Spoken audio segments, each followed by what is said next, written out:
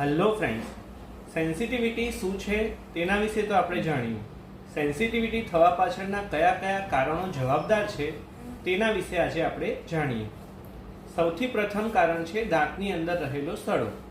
જ્યારે દાંતની અંદરનો સડો ઉપરનું દાંતનું ઇનેમલનું પડ તોડીને ડેન્ટિનના મિડલ પોર્શનમાં પ્રવેશ કરે છે ત્યારે ઠંડુ અથવા ગરમ ખાવાથી તે દાંતમાં સેન્સિટિવિટીનો અનુભવ થાય છે.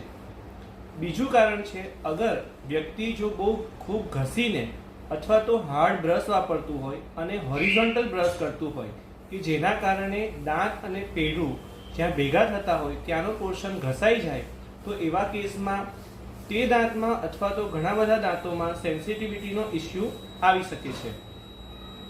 ત્રીજું કારણ છે, ઘણા લોકોને ડાયજેશનના પ્રોબ્લેમને કારણે એસિડિટીનો પ્રોબ્લેમ હોય, ઘણા લોકો બહુ વધારે પડતા પ્રમાણમાં કોલ્ડ ડ્રિંક્સ પીતા હોય, ખાટી વસ્તુ વધારે ખાતા હોય, ગરમ વસ્તુ ગરમ ચાઇનીઝ અથવા તો ગરમ ચા વધારે પીતા હોય, ઠંડી અને ગરમ વસ્તુ એકસાથે પીતા હોય, એવા કેસમાં પણ ઘણા બધા દાંતોમાં દાંતનું ઉપરનું ઇનેમલનું પડ ઘસાઈ જાય છે અને ઘણા બધા દાંતોમાં જનરલાઇઝ સેન્સિટિવિટી જોવા મળે છે. અને ચોથું કારણ છે, ઉપરના અને નીચેના દાંત નોર્મલ પેશન્ટમાં જ્યારે ભેગા થતા હોય ત્યારે થોડું ઘણું વચ્ચે ગેપ રહેતી હોય છે, જેને ઓવરસેટ અથવા તો ઓવરબાઇટ પણ કહેવામાં આવતી હોય છે.